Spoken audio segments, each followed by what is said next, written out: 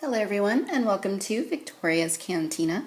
Today we're having a look at the Hasbro Star Wars, the Black Series 6-inch Walgreens exclusive prototype Boba Fett. Here is a look at the packaging.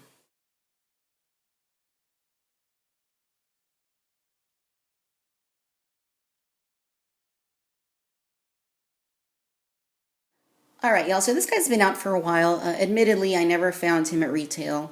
Which I prefer to buy my figures in person if possible, since I can look them over, see what the paint jobs are like, and so forth. I'm very, very picky, as I'm sure most of you guys are.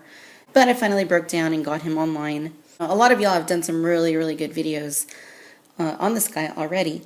Volcanics Playground recently did one that was really good.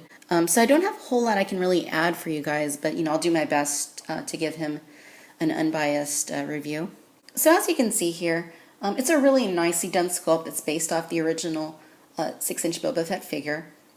And Hasbro basically just took out the colors and gave him a white and black color scheme that was seen on the prototype armor Boba Fett back from 1978 when George Lucas was developing the character of Boba Fett. From a sculpting standpoint, this has always been a really, really nicely done figure. I really like the original Boba Fett. He's one of my favorites in the 6-inch Black Series assortment.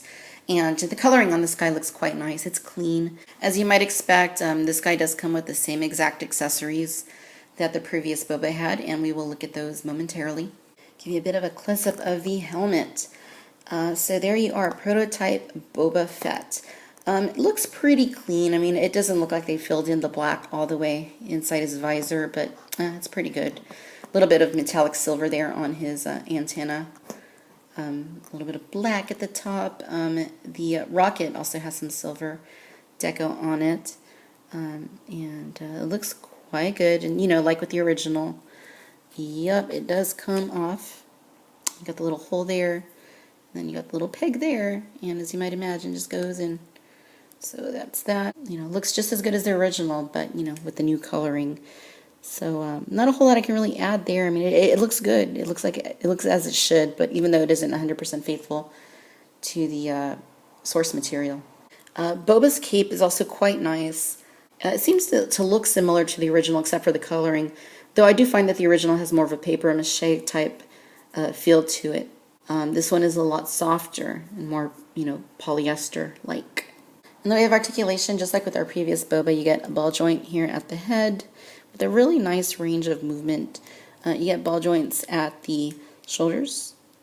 You get a hinge at both of his elbows. Now, unfortunately, on my figure, the left arm there at the elbow seems very, very loose. Very, very loose. There's just a lot of play here, and I'm not quite sure why that is. In fact, I can't really even get him to bend the elbow, out of fear that I'm going to snap the peg that's holding the forearm in there. So it is what it is. This other one seems to work just fine. Like with the original, you get swivels at both of the gauntlets. And then, you get hinging here at the wrists. Boba's also got his ball joint here at the torso. He's got hinges at the hips, swivels at the thighs, double bends at his knees, and then hinges with rockers at the ankles. In terms of accessories, Boba has the same two that came with the original release. You have a rifle here that Boba is quite famous for. However, this one seems very bendy compared to the original. I'm not quite sure why it's so bendy, but it is. And we have the pistol that also came with the original Boba, though this one is all black. And here we have a comparison of the prototype Boba Fett along with the original Black Series standalone Boba Fett based off his look in The Empire Strikes Back. As you can see, essentially the same exact figure. All Hasbro did is repaint the prototype one in the prototype black and white color scheme. No changes at all in terms of sculpt, which they should have done if they wanted to make it completely accurate. But, hey, what are you going to do? The only really differences between the two, other than color, are going to be the weapons. If you look at the rifles of both of these figures, the prototype one has the all-black dot rifle. It's very bendy, as I'd mentioned, very plasticky. And the original one is more of a lifelike kind of look. The barrel is metallic, and the butt of the gun is looks wooden with some painted details, so you know, a little bit sturdier, a little bit more rigid, so it looks a little bit better.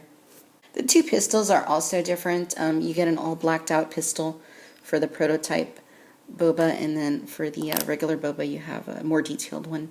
Looks wooden and metal. And if we bring in our vintage collection mail away prototype Boba figure, the 3 3/4 inch fellow right here, you can see that they're very similar, though the color scheme is a little bit different. There's a little bit of a deeper gray for the flight suit on the smaller Boba. Like with the 6-inch version, Hasbro did not do an accurate resculpt. Basically what they did is repainted this guy from the vintage original trilogy collection figure back in 2004. Alright, ladies and gentlemen, so there you have it. This is the Hasbro Star Wars, the Black Series 6-inch Walgreens exclusive prototype Boba Fett. All in all, it's a very nicely done figure. I am quite pleased with the way it turned out. Although I must admit, it would have been nice if Hasbro would have given us a proper resculpt that was based on the actual source material. As it's a simple repaint for Hasbro to have done, you know, I guess it shouldn't really be expected. It's still a nice figure. Sculpting is still very nice, just like the original. Paintwork is quite nice. The accessories are pretty nice, but the rifle feels a little more bendy than the original. All in all, it's a nice figure, and I am glad to have it in my collection. But yeah, that's the prototype Boba Fett. I hope you guys enjoyed this review, and I do want to bring to your attention a new channel that I have found that I like quite a bit. It's called Avenging Studios, and they do really, really nice reviews. I think when you're reviewing action figures, it's very important to be thorough, and you know, this channel is very, very thorough. They give you information, you know, on the sculpt work, the paint work, the accessories, articulation, whole 9 yards. You know, that way you have a very informed review as to what you can expect when you purchase this figure. So go ahead and check Avenging Studios out. I will put a link there at the bottom. And there are still some reviews coming up. I will try to get a couple more for you this week.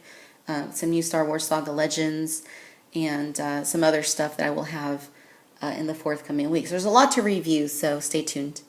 Thanks for watching Victoria's Cantina. Until next time, bye-bye.